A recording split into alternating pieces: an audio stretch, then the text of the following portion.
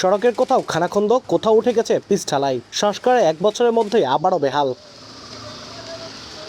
Bogura city কর্পোরেশনের প্রকৌশল অধিদপ্তর সূত্র জানায়, শহরের গুরুত্বপূর্ণ সাতমাথা থেকে ফুলতলা সড়কটি 8.5 লাখ টাকা ব্যয়ে 1 বছর আগে সংস্কার করা হয়।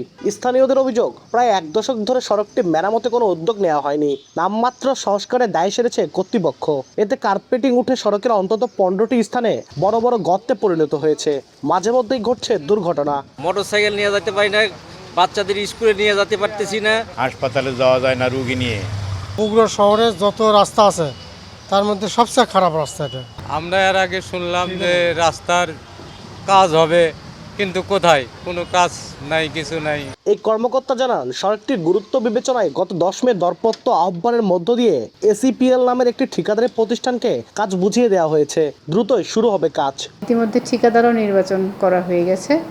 ঠিকাদারের সাথে আমরা চুক্তিপত্র সিগনেচার করার অপেক্ষায় আছি। সিগনেচার হলে আমাদের ওই রাস্তায় কাজ শুরু হয়ে যাবে। 4 কিলোমিটার সড়কের পুনর্নির্মাণে ব্যয় ধরা হয়েছে 26,60,11,300 টাকা। নতুন করে ড্রেনেজ ব্যবস্থা, ফুটপাত ও সড়ক বাতিও লাগানো হবে। আব্দুল আউয়াল, সময় সংবাদ, বগুড়া।